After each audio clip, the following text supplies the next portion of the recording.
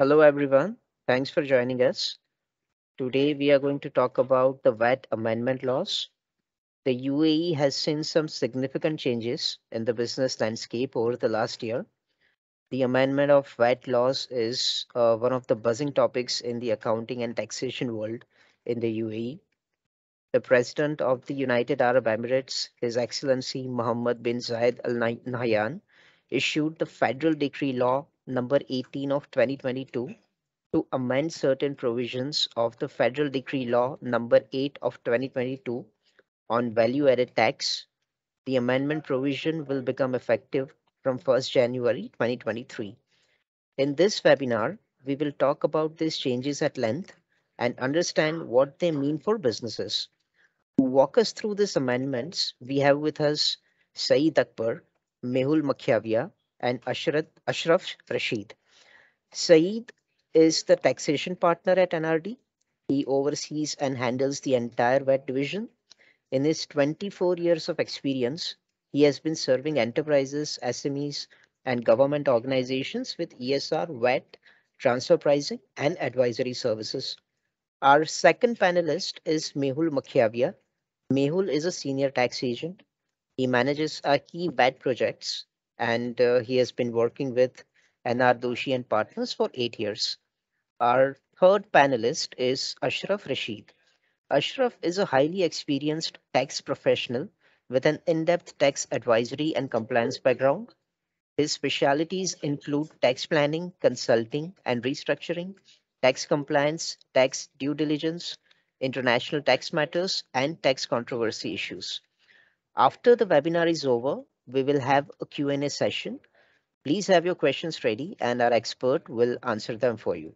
So without further ado, I will request Saeed to start the session.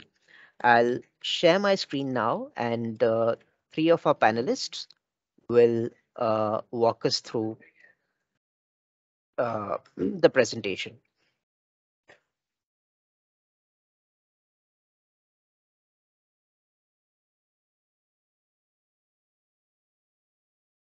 So Saeed, over to you. You can begin. Thank you, Manmay, for the introduction. Good evening, everyone.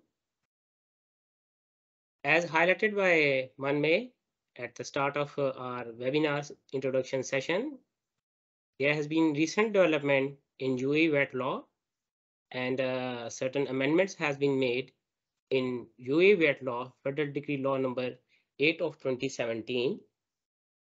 As a summary, I can highlight that there have been 8 new definitions added in VAT law, and along with this, there is one more article also introduced in the new UAE VAT law.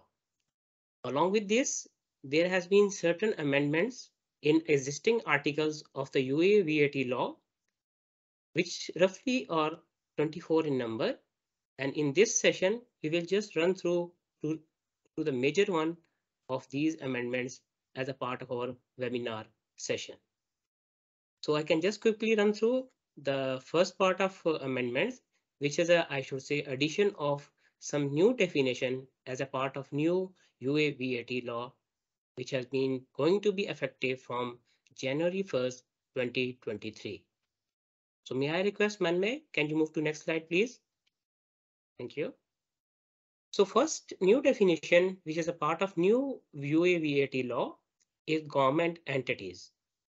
Government entities has been defined in new law as any institutions or bodies or departments or any agencies run through a government entities and they are under the statute of a government and has been defined or incorporated or formed through a implementation of a decree law will be considered as a government entities as per the purview of new UAE VAT law. Moving to second definition, which is a relevant charitable activity, has been defined in this law as any of the organization which is established for the purposes of charity and it is also run through a charitable organization licensed by any of the federal or local government body, and entirely his purpose will be for the purpose of charity and not the profit making, will be considered as a relevant charitable activity under the purview of this new UAE VAT law. Moving to next definition is pure hydrocarbons. It has been clearly defined now in this new UAE VAT law that any of the chemical whose composition is purely of hydrogen and carbon will be considered as a pure hydrocarbons under this new UAE VAT law. May I request to please move to next slide? Another definition has been part of this new law is tax evasion. So this is very important, I should say, definition, and has been, I should say, part of this new article. We have to understand this concept very clearly. It has been defined that if any of the taxpayer is using any illegal means through which he can result in the reduction of his tax liability or any try to avoid the no payment of his tax or to do any sort of refund of tax. So those are sort of any measures or means he used will be considered as a tax evasion for the purposes of this law. Next definition, tax procedures law. Federal Law number 7 of 2017 has issued tax procedures, but now with the amendments, which is a part of new law, will be making the part of this tax procedure laws with the existing law and now will be defined as a tax procedure law, a combination of old law along with the amendments and any other federal law replacing it. Moving to next definition, tax assessment. Tax assessment, which has been already defined under the tax procedures law, will be defined as any sort of decision which has been issued by the authority for any obligation or liability to be payable by a taxpayer or any sort of refund after the tax assessment or tax audit will be defined as a tax assessment under the purview of this law. Moving to next definition, voluntary disclosures. It is a form which is, I should say, issued by a taxpayer as per the guidance of authorities to rectify any error or omission which has been identified by a taxpayer in his tax returns or it has been part of tax assessment or tax refund application will be submitted to the authority as per this prescribed form and will be this activity will be named as a voluntary disclosure and same will be defined as a part of this definition in this new law as well. Moving to last definition of this new amendment law, tax audit. Also, this is a very important definition which has been further elaborated as per new addition of article in this new law as well. So tax audit has been defined in this new VAT law is a part of any inspection or review of the records of a taxpayer for his commercial activity or any sort of data or goods related to his activities or commercial occurrence will be named as tax audit for the purview of this new UAVAT law. So this was just brief overview of the definitions, 8 definitions in number, which has been part of this new UAVAT law. So we can move to next slide, please. This is the introduction of new article in this new UVAT law, which now define the statute of limitations and has been clearly described as per Article 79(4) of this new UAVAT law. It has been defined previously that authority FTA will not be eligible to conduct any audit for a taxpayer or taxable person after the expiration of 5 years. But now with the introduction of this new article, they have amended certain condition. If under these clauses or condition, the authority has the liberty to go and perform the tax audit. Under condition 1, that if the notification is of the tax audit is issued before the expiry of 5 years, and then authority will be eligible to go and carry out the tax audit if you know the issuance of the audit for tax assessment purposes has been issued before the expiry of 5 years. As an example or for elaboration, we can just highlight or take a scenario that if a taxable person ABC has a tax stagger for the quarter Jan to March 2018, And if he is going to fulfill the condition of eligible existing old law, so until the period of Jan to March quarter of 2023, already his 5 years has been expired. So he will not be going to be subject for the purposes of tax audit. But as per this amendment or condition or eligibility given to the authority, if they issue then the order or order for tax audit purposes in the last quarter of 2022, then the authority will have a liberty to go and perform the or carry out the tax audit for the tax stagger before expiring of 5 years as well. For second clause, if the taxpayer or taxable person has submitted his voluntary disclosure in the last 5 years of his expiry period for tax audit purposes, then the authority may have the liberty to carry out and perform the tax audit or tax assessment if the voluntary disclosure is issued or submitted in the last 5th year of his expiry period of particular tax stagger period. So these two clauses, we will just elaborate further that if the cabinet or ministry can deem to change this period, then the authority may have a liberty to even go for audit without considering these periods which has been defined in this particular article 79 of UAE VAT law. Can we move to next slide, please? So another clause for the purposes of limitation of statute in consideration with the new definition which we already discussed in our earlier slides is related to tax evasion. That if the authority has come to know that there was some tax evasion as a part of their review or assessment with the taxable person, then they are eligible to go and carry out a tax audit within 15 years of the period if the tax evasion is justified or is triggered. Then they can carry out the audit within the 15 years period of the tax evasion occurrence. So this is a very important, I should say, clause or change we have to just consider and to be aware of. Another important, I should say, scenario which has been defined as a part of this new article, if the authority has come to know that the taxable person was subject to apply for a VAT registration and he has not, I should say, gone and taken up the registration aspect, then the authority has a liberty to carry out his tax audit or the tax assessment procedures within 15 years from the date when he was supposed to register for the tax purposes. Another important clause for this new article, it says now a taxable person is not eligible to file his voluntary disclosure if already tax audit period of 5 years has been lapsed.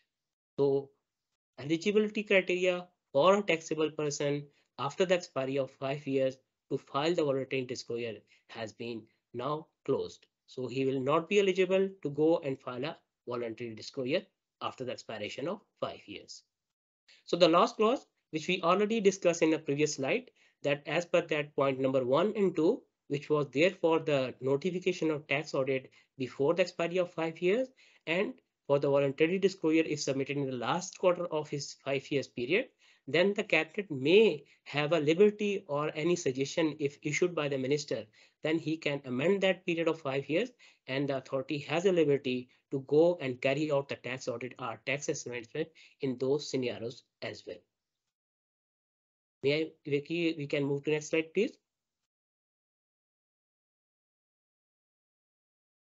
So after the definition part and a new article which has been part of new law, we will now quickly run through some of the articles which were there in the previous law number 8 of 2017 and what changes has been made. We will highlight those articles in our coming slides as well.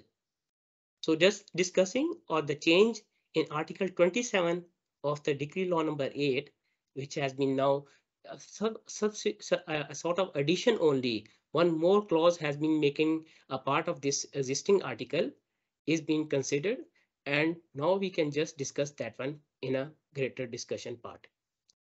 If we just take the main heading that the place of supply of goods that was there as per defined in Article 27, So there was three conditions under which a taxable person has to identify his place of supply of goods. In addition to those three clauses, a new clause has been added, which is now specifically defining or relating to a continuous supply. Continuous supply meaning if a person, a taxable person, is having a supply which is for which he has to make already made the payments or invoices has been issued, and either it is an import or export of goods, then for those purposes his place of supply will be considered as in the state, that in UAE itself. Irrespective, he has got the goods or ownership has been transferred. But if it is a continuous supply, then his place of supply will be considered as in the state. Can we move to next slide, please? Another amendment is for the Article 61 of VAT law, which is for the output VAT adjustment. Previously, under old law, a taxable person can make the output VAT adjustment only in the scenario that if he has charged the tax by error or any issuance of tax, meaning, and for that error, he was supposed to issue a tax credit note. Along with this thing, now a new, I should say, addition or amendment has been defined under a new law, which specifies that a taxable person, if he has applied a wrong treatment for his supplies, then he will be eligible to have an output adjustment. We can little bit understand more what is incorrect tax treatment. Incorrect tax treatment we can just consider in a scenario that if a taxable person was supposed to charge a VAT considering it is a standard rated supply or a zero rated supply, but he has been wrongly considering that treatment. So now if he has considered that treatment of a particular transaction, then he will be eligible to have a output VAT adjustment in his tax returns as well. Can we move to next slide, please? Another, amendment regarding the payment of tax as per Article 65(4) of UAE VAT law. Now, this concept has been very much cleared under new law, and condition has been specified, which was, I should say, very major confusion around the tax community in the state. Now, this condition or new amendment clearly specifies that if a taxable person has issued the invoice, then he will be eligible to pay the VAT to the authorities, irrespective of the fact that amount has been received or the consideration has been received. So those scenarios, like if we have an advance invoice, or considering the scenarios of retention amounts in the specifically for the construction industries. So if we have issued the invoice, irrespective of the fact we have not received the amounts or funds has not been received, but we will be eligible or we will be liable to pay the tax on those transactions. So this is a very, I should say, major change considering the tax community in UAE.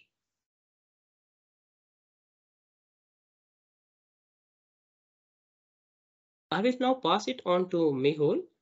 He will take it further. If you have any questions, have them ready with you. I will answer them in the end. Over to you, Mehul. Thank you, Saeed. Good evening, everyone. I will start with the amendment in supply, which is outside the scope of VAT. The existing provision of this article state that the supply of voucher without any consideration and transfer of business or independent part of the business as a going concern will be treated as a outside the scope of VAT. The amendment has added a new clause and granted the power to the executive regulation that they may include any supply that are explicitly not considered as a supply. Next slide, please. Moving forward, let's see the amendment on the date of supply in special cases.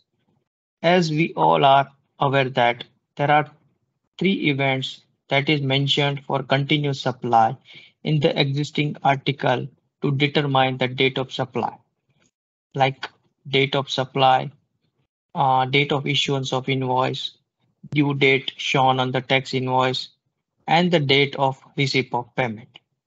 The amendment has introduced a subclause to Article 26, subclause 1, which specifically includes the date on which 1 year has passed from the date when the goods or services are provided as the one of the event to determine the point of taxation for the supply of goods or services in order to eliminate ambiguity surrounding the requirement to report the supply at the completion of 1 year.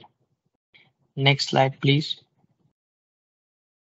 Next amendment is related to the place of supply in a special cases, which is specifically related to transport related services like shipment, packaging, and securing cargo, preparation of custom document, container management, loading, unloading, storing and moving of the goods, or any other closely related services or that are necessary to conduct the transportation services. The clause was amended to add that the place of supply of transport related services is where the transportation starts. Prior to amendment, the same rule in Article 30, subclause 8 was limited to transportation services only. Prior to amendment, the place of supply rule for the transport related service was in the Article 22, subclause 2, and it specifies that the place of supply for transport related services is the same as for the transportation services to which they relate. Since the amendment Article 30 subclause 8 of the VAT law provides that the place of supply for both transportation services and for transport related service is where the transportation starts. The amendment does not impact the actual finding of the place of supply. As such, the purpose of the amendment is arguably to combine all main supply rules in one provision of the VAT law. Next slide, please. This amendment is related to the place of residence of a principal. As per the previous law, the place of residence of agent shall be the place of residence of the principal. However, as per the new provision, the place of residence of principal to be the place of residence of agent. Technically, the amendment interchanges the words principal and agent to avoid erstwhile ambiguity. Next slide, please. Let's now talk about amendment in the value of supply for related parties. By virtue of the amendment in Article 36, which concerns determining the value of supply in case of related parties, market value now would need to be determined for deemed supply between related parties as well as when the recipient does not have a right to recover the full input tax credit. Next slide, please. If we look at the timeline to issue a tax credit note, it was previously limited to the tax invoice only. Now the same timeline expressly applicable for issuing a tax credit note as well. The 14 days timeline to be calculated from the date on which any of the instances provided in Article 61, subclause 1 occurs. Thank you everyone. Hope it's helped. I will now ask Ashraf to take over. He will walk you through the rest of the presentation. Please save your question for our Q&A session. Ashraf, over to you.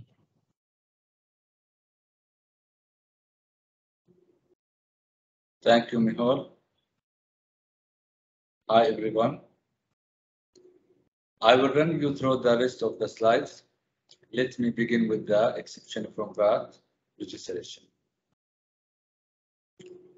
Previously, as per the Article 15, only the non-registered person with the zero-rated supply can apply for exception from VAT registration. But now, with the new amendment, it allows registered person to apply for exception from registration as well. Next slide, please.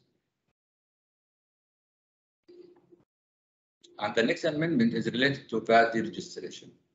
It's a minor amendment with one simple addition, where Article 21 permits the authority to issue a decision for deregistration of any person if it's of the view that keeping registration would prejudice the safety of tax system. Slide, please.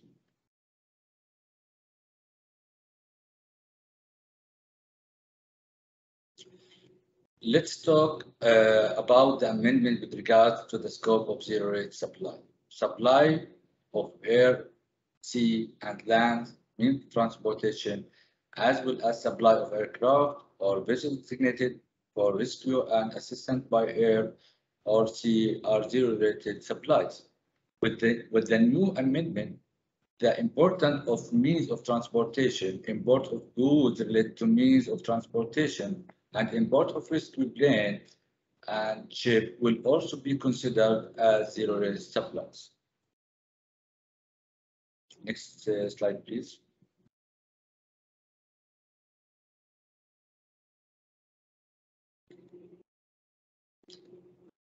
Yeah. Talking about the reversal charge in Article 48, clause number 3, it has defined the term hydrocarbon to pure hydrocarbons for domestic reverse charge mechanism.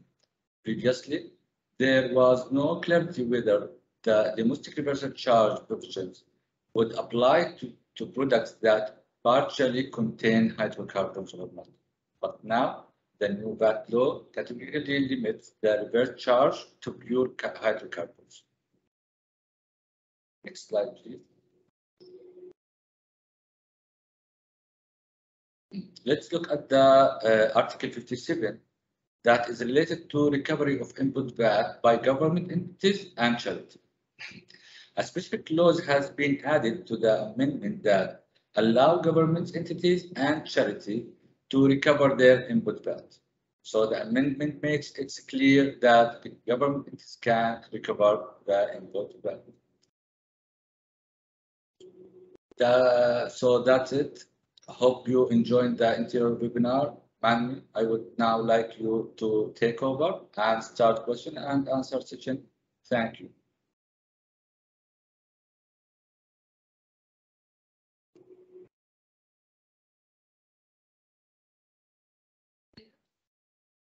Thank you, Mehul, Saeed, and Ashraf, for such an intriguing session. Our audience is ready with lots of questions. Our chat box is, in fact, inundated with questions. However, we won't be able to answer each of them given the time constraint. However, our team has filtered the most relevant and pointed questions so that would cover the ones we are not able to take up. So I'll quickly jump on the questions. This one is for you, Mehul. The question is from Asif. Asif wants to know how he can calculate 14 days timeline for issuance of tax credit note. Very good question. The timeline of 14 days to be calculated from the date on which any of instances occurred as mentioned in Article 61, Subclause 1 of VAT Law. Those instances are if any of your supply is cancelled, if the tax treatment of supply that you have changed due to the change in the nature of supply, if the previously agreed consideration for the supply was altered for any reason, if the recipient of goods or services returned them to the registrant in full or part, and the consideration was returned in full or part, the last, if the tax was charged or tax treatment was applied in error. So if any of the instances occurred, so within the 14 days, you have to issue the tax credit note. And if you are not issue the tax credit note within this timeline, then you are not eligible to reverse the output tax credit which is being in your return.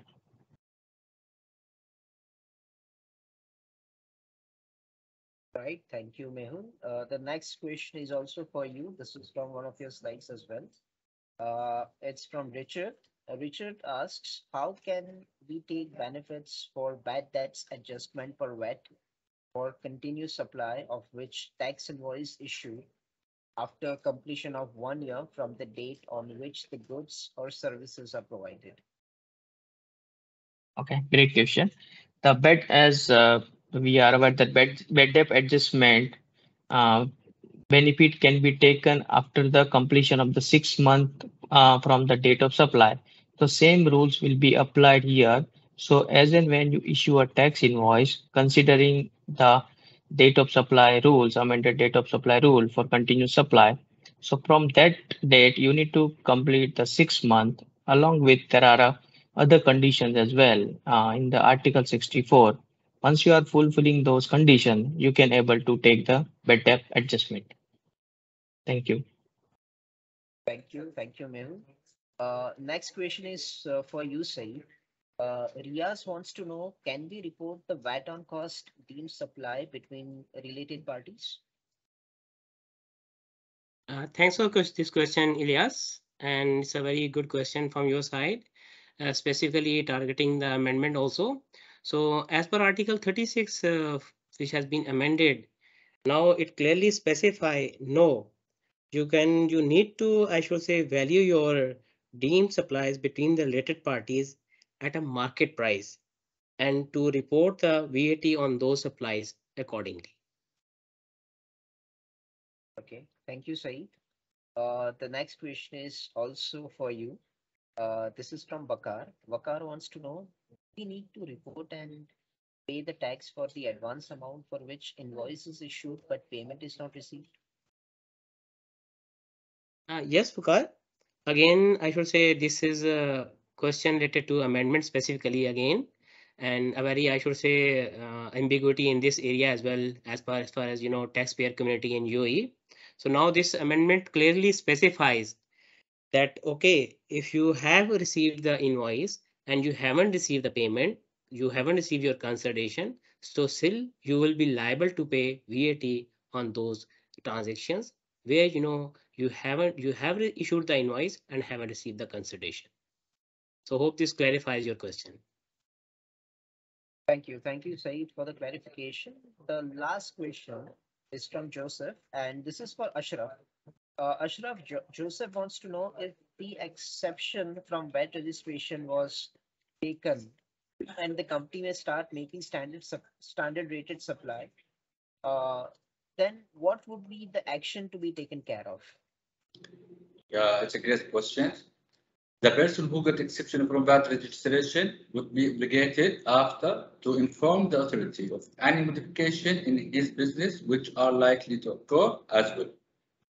Thank you. Thank you so much, Ashraf. And that brings us to the end of the webinar. I'd like to thank our esteemed panelists for such an amazing session. Our audience thoroughly loved it. We are still receiving questions, by the way. We have tried to cover as much as we could, but unfortunately, we can't take new questions anymore. However, you can always reach out to us at vet@nrdoshi.e. I've dropped the email in the chat box. So I repeat, if you want clarification or have any question or doubt, please feel free to write to us at vet@nrdoshi.e. One of our experts will surely answer your question. I once again sincerely thank our panelists for their time and audience for joining us. Thank you, Mehul, Saeed, and Ashraf once again.